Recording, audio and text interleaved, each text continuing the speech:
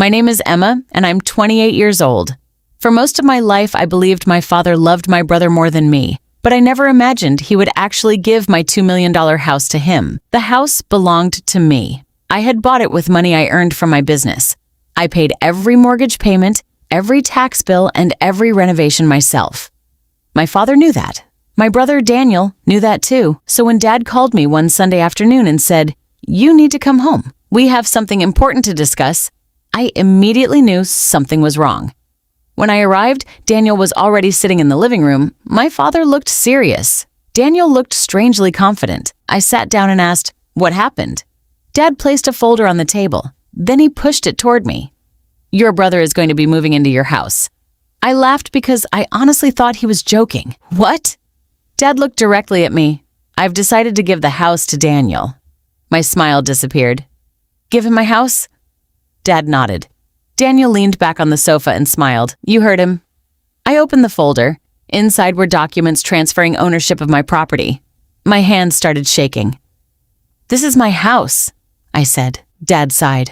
"You're doing well. You have your business. You can buy another house." I looked at Daniel. "And what exactly is he doing?"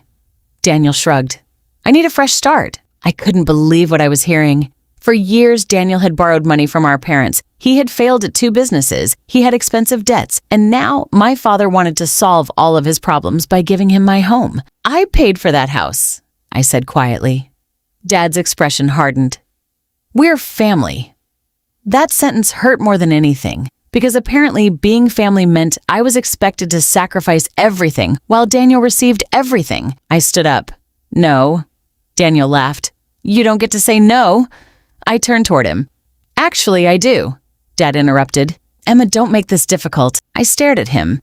"You already made it difficult." Then I walked out. I didn't cry. I didn't scream. I didn't call the police. I simply got into my car and drove home.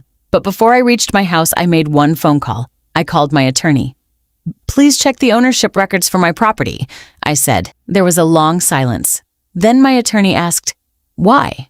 I said, "My father says he transferred my house to my brother." Another silence followed. Finally, she said something that completely changed everything. "Emma, your father couldn't legally transfer your house." I stopped the car. "What?" She explained that the documents my father had shown me weren't a valid transfer of ownership. He had apparently used an old document from years earlier when my parents had helped me with some paperwork. But my attorney had the original records, and there was something else. The house wasn't worth $2 million anymore. Its current market value was closer to $3.4 million. My father wasn't just trying to give Daniel my home. He was trying to give him a fortune. I asked my attorney what I should do. She said, "Do nothing tonight. Let me handle it." The next morning, I received a call from my father.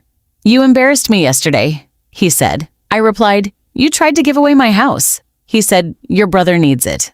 I answered, "That isn't my problem." Dad became angry. "You've always been selfish." I took a deep breath. "No, Dad, I've just finally stopped letting you take advantage of me." He hung up. 3 hours later, my attorney called. She had discovered something even worse. My father and Daniel had already told a real estate agent that the house belonged to Daniel.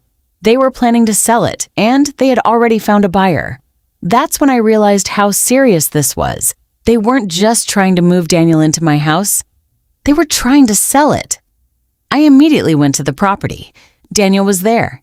He was standing in the driveway with a real estate agent. When he saw me, his smile disappeared. "What are you doing here?" I looked at the agent. "This property isn't for sale." Daniel stepped forward. "Dad gave it to me." I said, "No, he didn't." I handed the agent a copy of the official ownership records. The agent read them carefully. Then he looked at Daniel. "I'm sorry, but this isn't your property." Daniel's face turned red. He called my father immediately. A few minutes later, Dad arrived. He was furious. He shouted at me in front of everyone, "You're destroying your own family over a house."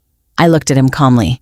"No, Dad, you're destroying the family because you decided my brother deserved something that belonged to me." He didn't answer. For the first time, he had nothing to say. Daniel eventually left. My father followed him. I thought that was the end. But 2 weeks later, something unexpected happened. My father came to my house alone. He looked older and tired. He stood at the door and said, "Can we talk?" I let a